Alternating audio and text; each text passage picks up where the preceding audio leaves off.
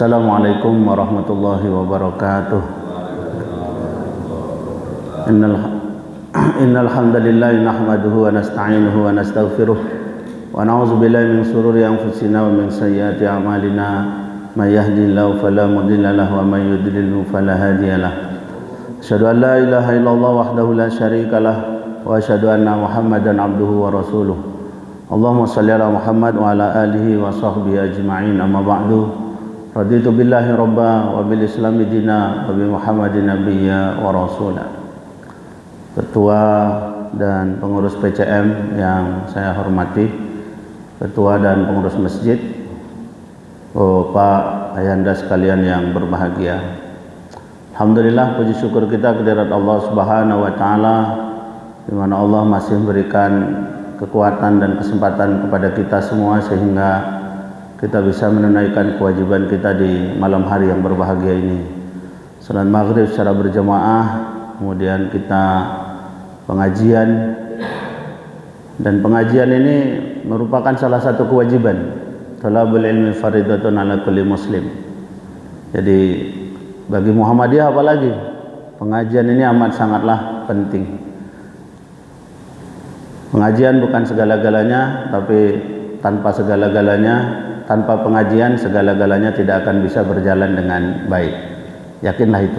Nah, karena itulah terima kasih atas nama Lembaga Pengembangan Cabang Ranting dan Pembinaan Masjid PWM Riau.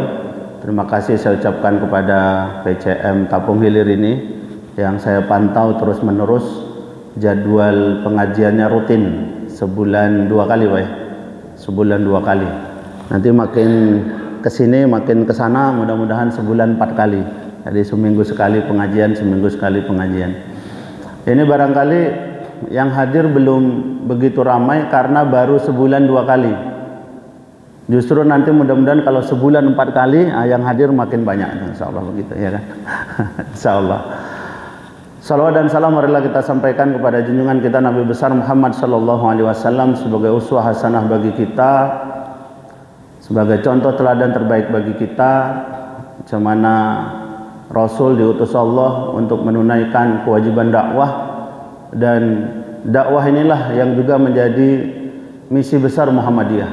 Bagaimana kita mengajak semua orang, mengajak umat ini untuk bangkit, untuk berdakwah, untuk menunaikan kewajiban berdakwah siapapun kita. Karena apa? Karena dakwah itu kewajiban bagi kita setiap pribadi. Wal takum minkum ummati yad'una ilal khair wa ya'muruna bil ma'ruf wa yanhauna 'anil munkar wa ulaika humul muflihun. Jadi, tapi jangan memahami bahwa dakwah itu seperti yang sekarang saya lakukan. Ceramah di podium, khutbah di mimbar, tabligh akbar, bukan begitu. Kalau begitu, yang bisa berdakwah berarti cuma mubalik saja, ya kan? Sehingga yang lain yang tidak mubalik merasa tidak berkewajiban untuk berdakwah. Padahal kewajiban dakwah itu untuk setiap kita. Nah, karena itulah bagaimana cara kita berdakwah seperti yang awal-awal Rasul lakukan. Dakwah dari tokoh ke tokoh, dari rumah ke rumah, dari personal ke personal. Ngajak kita. Tidak harus di mimbar, tidak harus pakai corong mikrofon. Tapi di mana kita ketemu, kita ajak. Siapa kita temui, kita ajak. Bahwa sebulan 2 kali, Sabtu malam, ada pengajian di Masjid At-Taqwa ini. Nah, begitu. Insya Allah. Ya mungkin sekali ajak belum mau, 2 kali belum mau, 3 kali belum mau. Kita hitung. Kira-kira sampai berapa kali diajak baru mau. Nah, ini penting untuk menjadi komitmen kita bersama.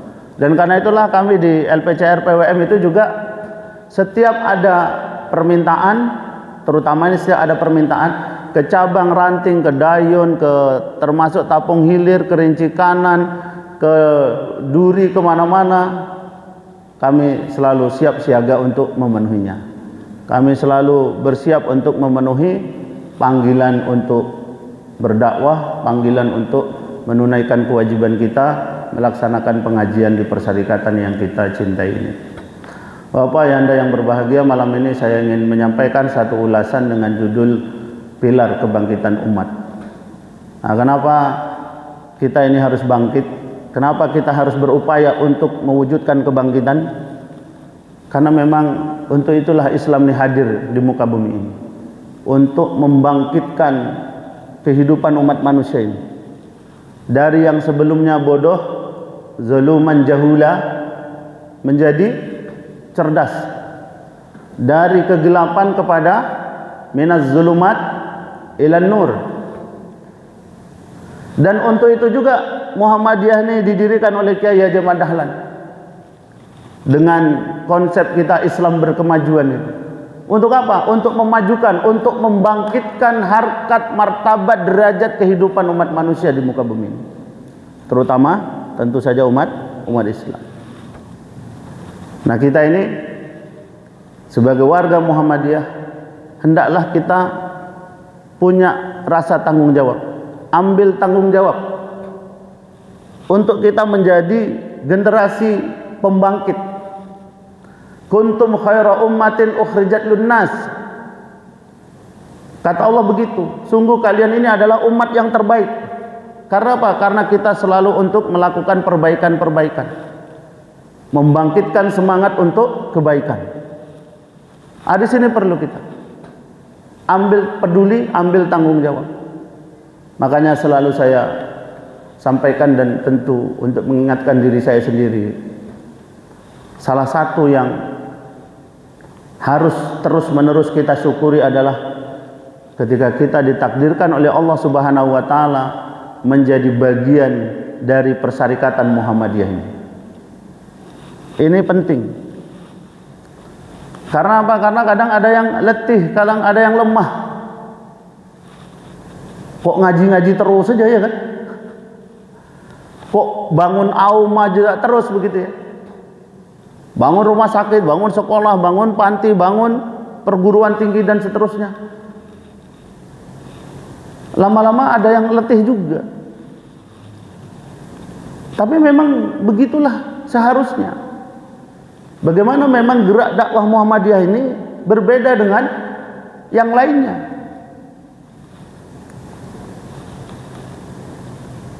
Dakwah kita, gerak dakwah kita bilhal. Ketika kita mau berdakwah di dunia kesehatan, ya dirikan rumah sakit, klinik, dan lain sebagainya. Ketika kita mau dakwah di dunia pendidikan, ya wajib kita dirikan pesantren, sekolah, perguruan tinggi, dan seterusnya. Ketika kita mau gerak dakwah kita di bidang sosial, ya kita dirikan panti asuhan dan lain sebagainya. Ketika gerak dakwah kita di bisnis, ya kita bentuk perusahaan-perusahaan, kita bentuk korporasi-korporasi. Karena memang begitu seharusnya. Sehingga apa? Sehingga semua masyarakat ini bisa kita dakwahi dan kita berikan pelayanan dakwah sebagaimana kebutuhannya. Yang mau cerdas, kita siapkan sekolahnya. Makanya sekolah-sekolah kita itu harus menjadi pusat kebangkitan umat ini. Yang mau ibadah, kita siapkan masjid-masjid kita. Dan tunaikan amaliyahnya sesuai dengan tuntunan Rasulullah sallallahu alaihi wasallam. Karena itu sebetulnya yang dibutuhkan oleh umat ini. Macam mana menjalani ibadah ini sesuai dengan tuntunan Rasulullah, dan itu adanya di masjid-masjid kita Muhammadiyah. Makanya itu kita verifikasi semua kan. Masjid-masjid kita itu pengurusnya, imamnya, petugas-petugasnya itu. Bapak Ayanda sekalian yang berbahagia. Nah, untuk mencapai kebangkitan itu apa yang harus kita lakukan? Yang pertama, kita harus membangkitkan ruhiyah kita. Jadi mengawali kebangkitan umat ini dengan kebangkitan ruhiyah. Dan inilah pondasi kebangkitan itu yang sesungguhnya. Ketika kita punya masalah, disinilah solusinya. Begitu. Ketika kita punya persoalan, berbagai persoalan, disinilah kebangkitan ruhiyah inilah yang akan bisa memberikan penyelesaiannya. Dan kebangkitan ruhiyah ini yang sebetulnya di awal dakwah Rasulullah dilakukan oleh Rasulullah. Bagaimana mengisi ruang-ruang kosong, jiwa-jiwa manusia yang kosong itu. Diisi dengan apa? Diisi dengan keimanan. Disampaikan kepada manusia, disampaikan kepada mereka, disampaikan kepada masyarakat bahwa Allah lah sebagai satu-satunya Tuhan yang layak untuk disembah. Dan tidak ada yang lain kecuali Allah Azza wa Jalla. Dibenamkan keimanan itu ke dalam hati, ke dalam jiwa. Sehingga apa? Sehingga jiwanya bersih dan kokoh.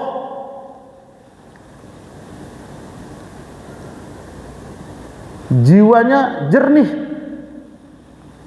Qad aflaha man zakkaha wa qad khaba man dasaha. Dibersihkan jiwanya dari kesyirikan, dari kemusyrikan. Sehingga yang ada di dalam jiwanya itu adalah imannya kepada Allah. Dan dengan begitu, maka Rasul, para sahabat itu tidak ada satupun tujuan kecuali Allah Subhanahu wa ta'ala. Ini penting. Kenapa? Ketika satu-satunya tujuan kita Allah, tidak ada yang lain kecuali Allah, maka yang lain tidak akan pernah melemahkan kita, tidak akan pernah mengganggu kita, tidak akan pernah menggoyahkan kita. Ini kenapa kita banyak yang goyah nih? Kenapa? Ya karena mungkin tujuannya bukan Allah lagi. Tujuannya jabatan yang mentereng. Tujuannya apa? Fasilitas. Tujuannya apa? Harta benda. Tujuannya apa? Popularitas. Ketika apa yang menjadi tujuan itu tidak dipenuhi, ketika apa yang menjadi tujuan itu tidak ia dapatkan, selesai, sudah sampai di situ. Tapi kalau tujuan kita Allah, maka tidak akan ada satupun yang bisa menggoyahkan kita. Dan kita tidak akan pernah berhenti sebelum Allah yang menghentikan gerak langkah kita, sebelum Allah yang menghentikan detak napas jantung kita itu.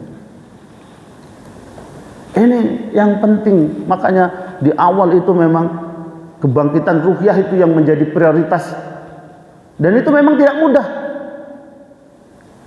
Tidak banyak orang yang sanggup untuk mencapai itu. Dengan berbagai alasan. Ya gimana, saya butuhnya ini, saya butuhnya itu. Padahal Allah lah yang memenuhi segala apa yang kita butuhkan. Allah lah yang maha kuasa, yang dengan kuasanya Allah penuhi segala apa yang kita butuhkan. Dan bagi Allah mudah. Innama amruhu iza arada syai'an ayyakula lahu kun fayakun. Makanya kita berharap betul, saya berharap betul atas nama LPCR ini, macam mana kita semua, ayahanda kita semua yang ada di PCM ini. Kenapa? Karena PCM inilah pusat, sebetulnya pusat kebangkitan itu ada di PCM ini sesungguhnya. Dan tidak usah menunggu siapa-siapa lagi, menunggu PDM, nggak usah, menunggu PWM, nggak usah. PCM ini yang harus membentuk ranting-ranting ke bawah. Mau di situ 2 orang, mau di situ 3 orang, mau di situ 4 orang, pastikan Panji Muhammadiyah itu berdiri di situ. Bahkan kalau ada hanya 1 orang pun, pastikan dengan 1 orang itu Panji Muhammadiyah berdiri berkibar di sana. Siap? Ini jangan pengajian ke pengajian, pengajian ke pengajian tidak berkesudahan, tapi tidak ada pula gerak tindak lanjutnya, ya kan? Dan jangan pernah ngomong di depan saya susah. Sebetulnya bukan susah, pikiran kita itu yang membuat kita susah. Dan kita selalu menyusahkan diri kita sendiri, itu masalahnya. Ayahanda sekalian, banyak orang sekarang sebetulnya mau bergabung Muhammadiyah, cuma mereka belum tahu bagaimana caranya. Saya beberapa waktu yang lalu tuh buat Baitul Arqam di PCM Bukit Raya. Ada 24 orang pesertanya, dan sebagian besar tuh anak-anak muda semua, yang pikirannya tuh betul-betul menggelora, bersemangat. Sampai-sampai ada usulan apa? Pak Mizan, bisa nggak kegiatan Baitul Arqam ini kita buat open recruitment? Selama ini kan kita Baitul Arqam sudah jelas tuh, PDM laksanakan Baitul Arqam, pesertanya PCM, PCM Baitul Arqam, pesertanya PRM, sekolah Baitul Dikdasmen Baitul Arqam, pesertanya guru-guru, ya kan? Ini enggak, kita buat open recruitment, terbuka untuk umum, pelatihan Baitul Arqam Muhammadiyah. Saya juga seketika saya, ini enggak pernah dibuat ini gitu, enggak terpikir sama saya gitu. Tapi terpikir sama teman-teman itu. Kenapa? Itulah pikiran mereka. Sebetulnya katanya banyak orang yang mau masuk ke Muhammadiyah, tapi mereka tidak tahu dari pintu mana mereka mau masuk. Jadi dibukalah, mau masuk Muhammadiyah ikut Baitul Arqam. Begitu pikirannya. Saya pikir cerdas juga ini gitu kan. Cuma ini belum saya diskusikan lebih lanjut dan lebih serius ke PWM ini. Bisa nggak kita buat model yang kayak gitu? Karena biasanya kan Baitul Arqam tuh udah setahun ngajar, kita Baitul Arqam kan begitu ya kan? Begitu. Saya pikir ada benarnya juga. Kenapa nggak kita coba ya kan?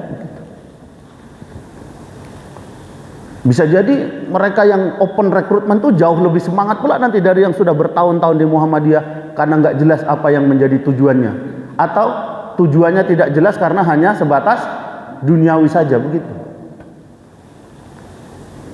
Sampai segitunya. Jadi cemana kita membangkitkan ruhiyah kita ini. Itu artinya kita apa? Menguatkan dan mengokohkan iman kita ini. Yakin betul, jelas betul apa yang menjadi tujuan kita. Kalau tujuan kita Allah, maka tidak ada yang sulit bagi Allah untuk memudahkan setiap perjuangan kita.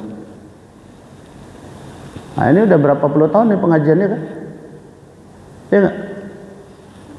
Tadi di PCA juga saya tanya, udah berapa tahun Bu? Ada 15 tahun. Coba ada yang sudah 15 tahun Pak pengajian. Ternyata yang hadir tadi berapa? 14 orang ditambah 4. Yang nggak hadir aja sudah 18 orang tadi. Nah, sisanya yang hadir adalah sekitar 15 ya Pak Okto ya kan? Tapi kalaupun di jumlah tuh 15 tambah 14 tambah 4, jumlahnya masih tetap segitu-segitu juga dari dulu sampai sekarang. Pertanyaannya, ya kenapa itu bisa terjadi? Karena memang ruhiyah kita itu yang belum bangkit. Kalau sudah ruhiyah kita itu bangkit, fisik pun tidak jadi persoalan. Kecil. Misalnya kita lihat bagaimana dulu ada seorang tokoh Palestina itu namanya Syekh Ahmad Yasin. Kakinya lumpuh, sepanjang hidup didorong pakai kursi roda, bahkan secara fisik ringkih, tapi dia salah satu orang yang amat sangat ditakuti oleh Israel laknatullah. Kenapa? Karena fisiknya lemah, fisiknya berkekurangan, tapi ghirah ruhiyahnya, semangat ruhiyahnya, gelora ruhiyahnya itu bisa mengobarkan semangat perjuangan dan perlawanan pemuda-pemuda Palestina. Nah, kita ini tegak semua, berdiri tegak semua. Gagah badagok kata orangnya kan begitu. Semua kita makan, lengkap sudah ya kan?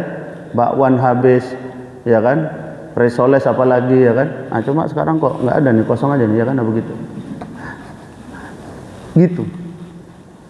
Tapi makanya bahkan kalau kita mau menjadi orang Indonesia asli, yang pertama kali harus kita bangun, kita bangkitkan itu apa?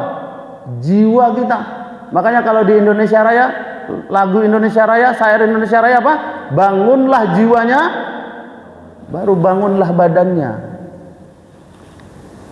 Karena badan yang kuat tanpa jiwa yang kuat, nggak akan ada apa-apanya.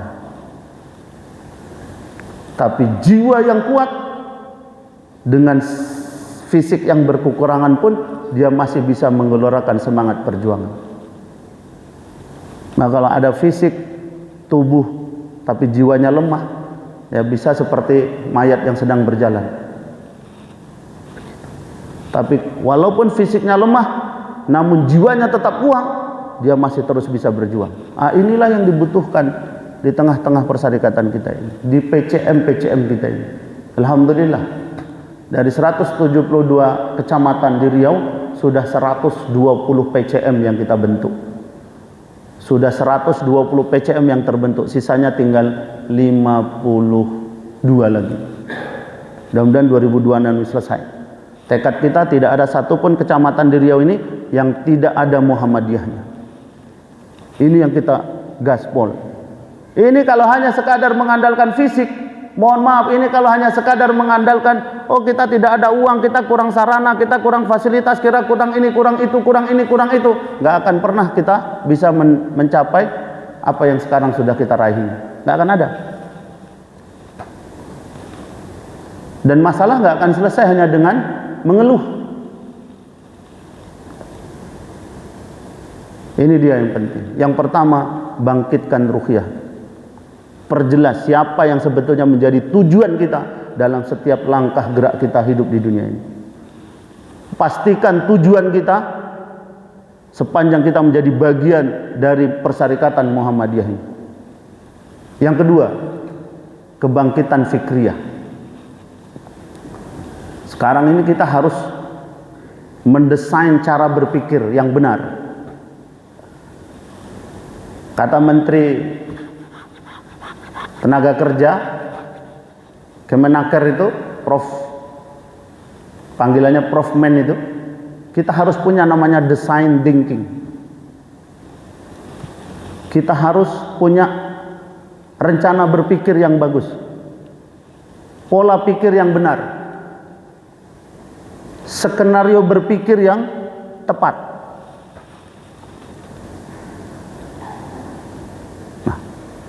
Ada 3 setidaknya yang harus kita wujudkan dalam design thinking kita ini, dalam pola pikir kita ini. Yang pertama, kita harus memiliki namanya growth mindset. Kita harus berpikir bagaimana terus bisa bertumbuh. Kalau sekarang anggota warga persyarikatan baru 10, bagaimana dia bisa 20, bagaimana dia bisa 30, bagaimana bisa 40 secara kuantitas, hitung-hitung kuantitas.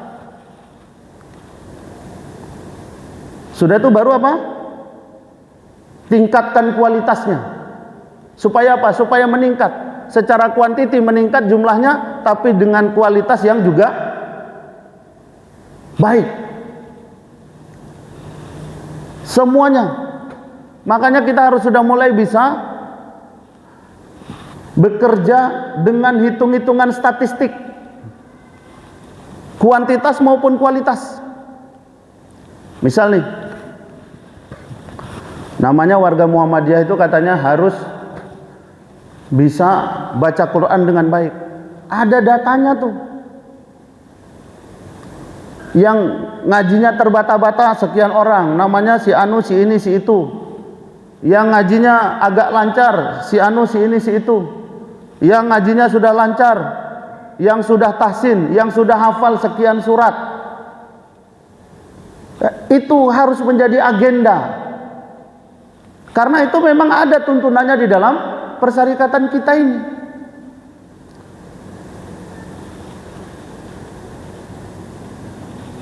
Yang sudah mampu, yang tilawah Quran mampunya 1 halaman. 1 halaman itu berarti 1 halaman. Ya, 1 halaman. Yang mampunya 1 lembar berarti 2 halaman. Berapa orang? Dicek. Harus sudah sampai ke sana kita ini. Harus sudah sedetil itu. Terus nanti ada yang ngomong, Pak, ngapain saya dicek-cek? Itu kan hanya urusan sama saya Tuhan, katanya begitu. Ya justru karena ini urusan sama Tuhan, makanya harus kita cek. Begitu. Jadi ada pencapaian, sehingga nanti muncul data statistik dari 100 orang warga Muhammadiyah Tapung Hilir, semuanya sudah hafal surat An-Naba, semuanya sudah hafal surat Al-Baqarah, semuanya sudah hafal surat Qul huwallahu ahad. Ya itu udah hafal semua, ya kan begitu. Kalau ada pula yang belum hafal tuh memang kita jewer lah itu, ya kan begitu. Jadi harus sudah mulai sampai ke sana. Sehingga ada pencapaiannya. Sehingga si A dalam waktu 1 tahun dia bisa menghatamkan Al-Quran minimal 1 kali khatam. Selama ini terukur nggak itu? Nggak terukur sama kita, ya kan? Karena kita nggak pernah berpikir sampai ke situ. Kita hidup ini ngalir seperti air mengalir. Kalau ngalir alhamdulillah. Kalau pas macet sebulan nggak baca Quran. Kalau pas macet sebulan nggak qiyamul lail. Kalau pas macet sebulan nggak Jumatan. Itu parah kali itu, ya kan begitu. Jadi dalam hal-hal ini kita harus berpikir sekarang itu. Karena apa? Karena kualitas diri kita itu akan mungkin bisa kita lakukan, akan mungkin bisa kita capai dengan kualitas ibadah kita. Dan mulai itu cara berpikir kita tuh ke arah sana sekarang. Growth mindset dalam ibadah harus meningkat. Yang kedua, future mindset. Kita harus berpikir orientasi masa depan. Yang berlalu biarlah berlalu. Kita pastikan macam mana rencana-rencana masa depan kita. Dan itu harus kita mulai dari pribadi, keluarga. Kemana anak mau sekolah, kemana anak mau kuliah, dan seterusnya dan seterusnya. Siapkan masa depan terbaik untuk kita. Lagi-lagi jangan hidup apa adanya. Planning dengan baik. Rencanakan dengan baik. Diskusi, saling diskusi kita. Sama-sama punya anak, sama-sama punya keluarga. Nggak usah yang macam-macam yang diobrolin, ya kan? Apalagi bertengkar aja nggak berkesudahan, ya kan? Pagi tengkar, siang tengkar, sore tengkar, malam mau tidur pun masih terpikir besok kira-kira mau tengkar apa, ya begitu. Antar pengurus, antar aum segala macam. Mumet kita nengoknya, ya kan? Yang dipikirkan agenda pertengkaran, nah itu, ya kan? Jangan. Kita damai-damai saja belum tentu kita bisa bangkit. Dengan damai-damai saja kita belum tentu bisa maju, apalagi dengan tengkar-tengkar yang tidak ada gunanya tuh. Mohonlah saya, nggak usah. Kalau ada hal-hal yang berseberangan, diskusikan di meja ngopi masjid itu. Itu tadi saya makan di situ. Saya nggak mau tadi sore diajak makan keluar, lebih baik saya makan di situ. Makan di meja masjid itu, indah, ya kan? Begitu. Tiap hari kita jumpa, tiap hari kita sholat berjamaah. Masa iya kita nggak bisa kompak, ya kan? Bisa nggak kompak, Pak? Bisa nggak kompak nih? Mau bangkit atau enggak nih? Itu dia. Terus kalau kita nggak bisa kompak, ngapain kita ngaji, ya kan? Kalau ngaji pun nggak bisa mengkompakkan kita, nggak bisa membuat kita kompak. Sudah apa yang dicari dalam pengajian ini, ya kan? Nah ini dia. Bismillah, insyaallah. Allahu Akbar. Gitu. Fikriyah kita itu. Pikir untuk masa depan. Jangan untuk kita. Kita paling sebentar lagi selesai itu. Iya kan? 10 tahun, 15 tahun. Tapi anak-anak kita masih akan hidup 40 tahun, 50 tahun ke depan. Ini yang perlu kita pikirkan dan perlu kita siapkan. Masjid ini mungkin dengan kita cukup segini, tapi mungkin nanti anak cucu kita harus 2 kali lipat dari ini. Makanya dari sekarang apa? Harus berpikir aset. Karena nggak bisa hanya mengandalkan iuran ke iuran saja. Kecuali kalau masing-masing kita ini betul-betul mau bangkit. Kaya kita semuanya, gampang nih, saya 20 juta, saya 50 juta, saya 100 juta. Sudah ada belum yang begitu di sini? Nah itu dia. Maka kita harus berpikir bersama kolektif bagaimana membangun aset untuk masa depan persyarikatan yang jelas menjadi masa depan buat generasi kita. Aum sekarang baru ada TK, SD, cemana ada SMP, cemana ada SMA.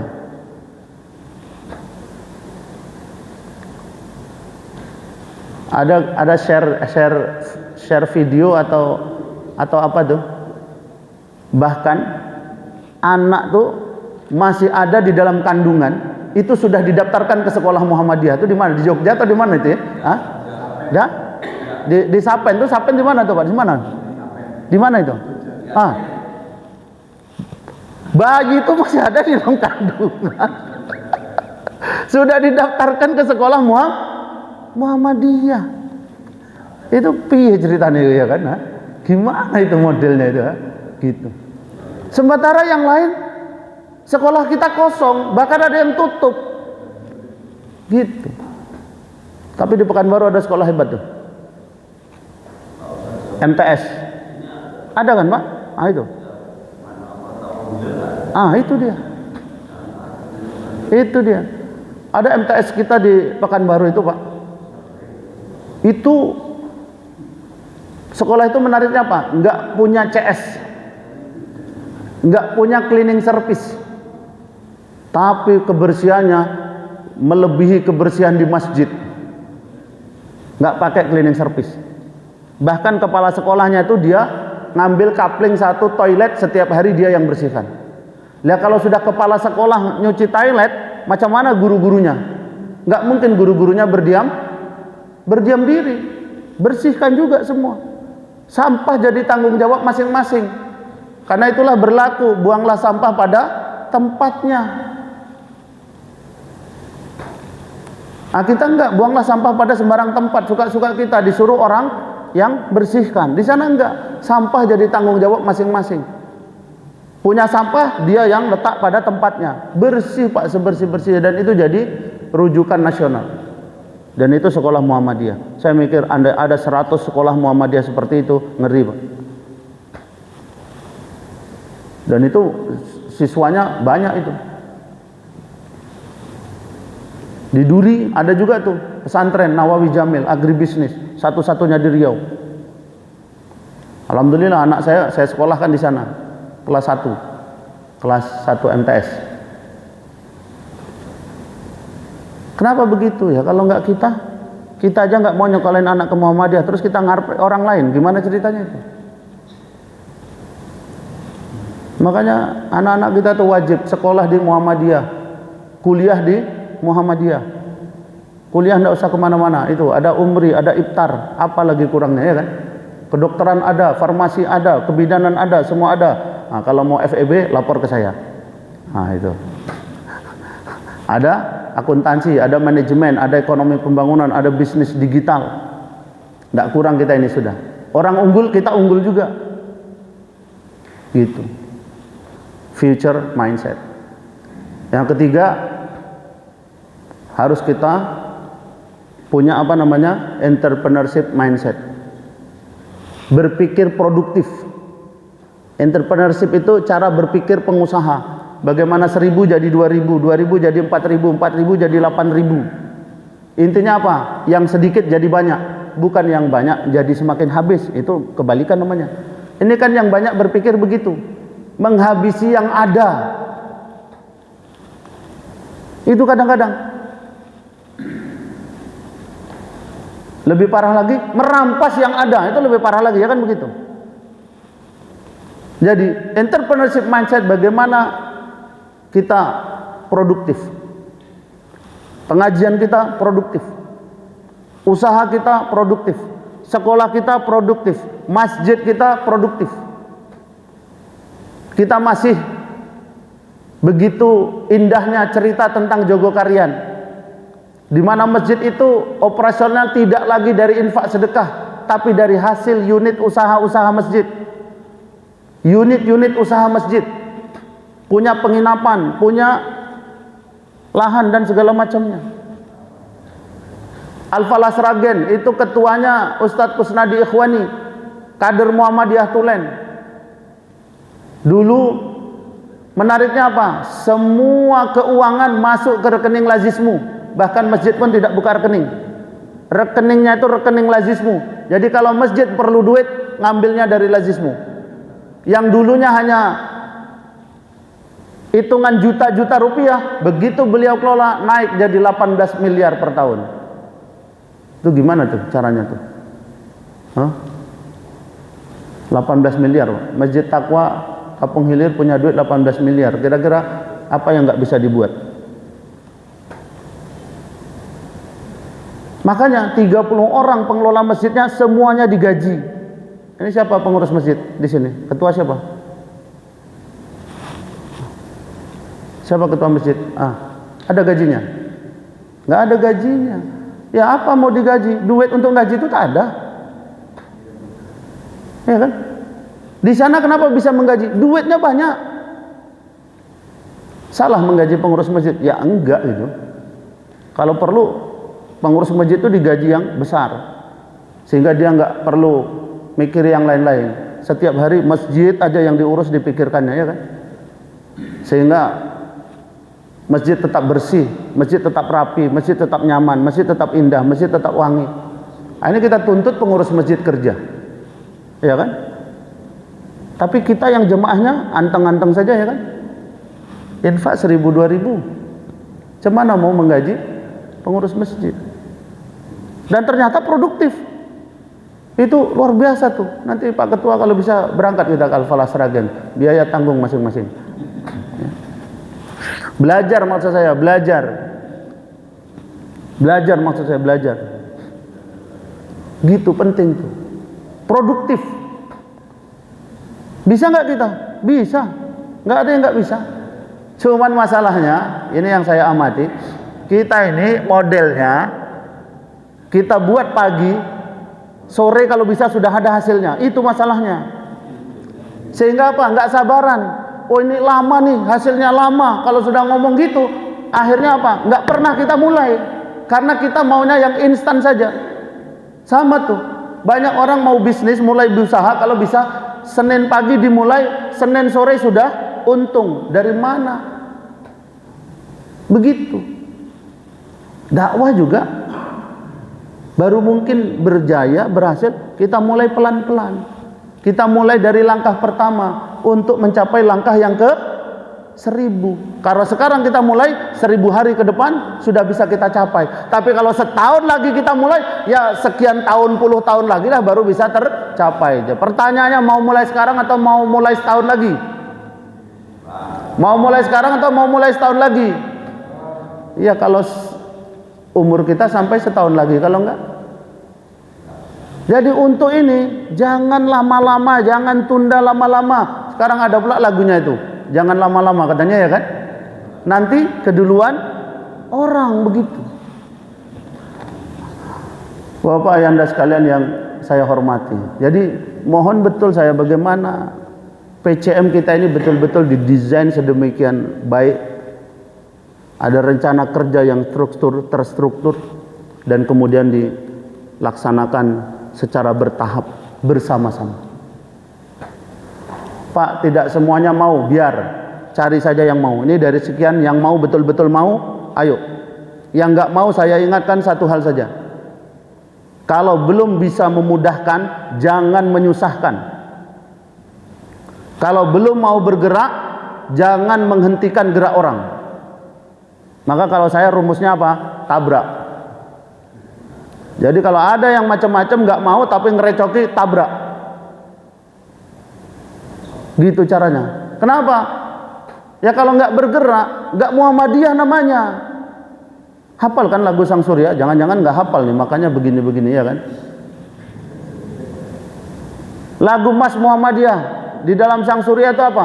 Muhammadiyah gerakanku. Tuh nanti coba searching di YouTube tuh, Mas Muhammadiyah. Pasti kita temui di situ apa? Baitnya Muhammadiyah gerakanku. Jadi jangan ngaku Muhammadiyah kalau nggak mau bergerak. Kalau mau terlibat di Muhammadiyah wajib bergerak. Siap? Siap kan nih? Saya datang jauh-jauh, pentang-panting saya, ya kan? Dari jam 2 tadi, enggak juga siap. Itu kan cari masalah namanya, ya kan? Begitu. Dan insya Allah Pak Ayahanda, saya secara pribadi sudah menyiapkan kesiapan saya. Jadi saya tidak mungkin mengajak Bapak Ibu, Bapak-Bapak Ayahanda siap kalau saya sendiri tidak siap. Makanya kita ini udah ratusan kali keliling cabang ranting masjid. Kalau kita nggak siap, nggak mungkin bisa terbentuk 120 PCM itu. Kenapa Bapak tahu? Untuk bergerak itu tidak sedikit dana yang kita korbankan, tidak sedikit waktu, sarana prasarana dan seterusnya. Nah, kenapa kita harus melakukan ini semua? Karena inilah hakikat Muhammadiyah itu. Sebagai sebuah gerakan, maka kita terus harus bergerak.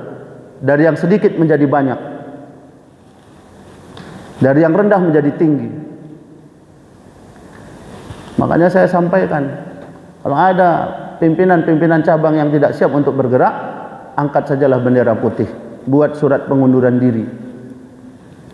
Kenapa? Karena saya tidak mau nanti ketika persyarikatan kita sudah maju, PCM kita ini sudah maju, terus dia baru ngaku-ngaku, oh itu kalau tidak saya, oh kalau bukan saya. Saya paling nggak suka yang kayak gitu. Gentle kita. Dan jangan pernah berpikir ketika kita tidak ada di Muhammadiyah, terus tiba-tiba Muhammadiyah ini akan mundur. Nggak usah cerita, jangan kegeeran. Kenapa? Allah yang sudah memastikan, martadda minkum an dinihi fasawfa biqaumin yuhibbuhum wa yuhibbunahu. Kalau mau keluar saja. Kenapa? Allah sudah menyiapkan pengganti yang lebih baik dari siapapun yang keluar dari persyarikatan ini. Jadi nggak usah kegeeran. Gitu. Keluar aja kalau mau keluar. Kalau nggak siap untuk bergerak, nggak usah. Apalagi ngerecoki. Jadi ayahanda sekalian, sekali lagi saya tanya, siap atau tidak? Kan mulai mikir ya kan? Siap? Ini dia.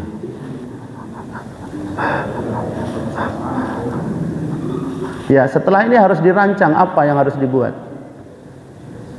Satu saja yang saya targetkan untuk jangka pendek. Macam mana berdiri kantor layanan lazismu di PCM ini. Saya tunggu waktunya 2 minggu. Mak, cepat kali Pak. Kalau mau cepat lagi 1 minggu. 2 minggu itu sudah waktu yang normal. Besok segera ketua PCM koordinasi ke lazismu Kampar. Tanya ke PDM, siapa ketua lazismu Kampar? Koordinasi. Sampaikan ke mereka bahwa PCM Tapung Hilir akan mendirikan lazismu, kantor layanan. Karena ini yang akan menjadi program LPCR PM PWM Riau. Macam mana seluruh PCM bisa mendirikan lazismu kantor layanan. Dan saya sudah mengawali di PCM Bukit Raya tempat saya tinggal, kemarin sudah kita launching kantor layanan lazismu PCM Bukit Raya. Yang sebelumnya itu berada di Ranting, pimpinan Ranting Muhammadiyah Air Dingin, itu salah satu pengurusnya Ustadz Mujib. Nah, karena target program LPCR PM itu cabang, maka dari Ranting kita upgrade menjadi lazismu PCM. Jadi kita mau 120 PCM yang sudah terbentuk, semuanya berdiri 120 kantor layanan lazismu. Kenapa begitu Pak? Ternyata banyak orang yang mau infak sedekah zakat ke Muhammadiyah, tapi rekeningnya belum ada, tapi lembaganya belum ada. Dan kami sudah buktikan, sudah ada yang zakat mal dulu itu 4 juta awalnya, kemudian 7 juta, kemudian 10 juta, belum lama kemarin 36 juta.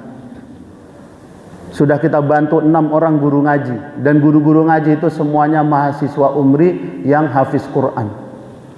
Sudah kita kasih beasiswa 1.500.000 per orang, sebanyak 3 orang. Sudah ada 5 orang duafa yang kita bantu uang dan sembako yang ada di lingkungan PCM Bukit Raya. Itu artinya apa? Sudah ada 6 duafa calon anggota baru warga Muhammadiyah. Begitu.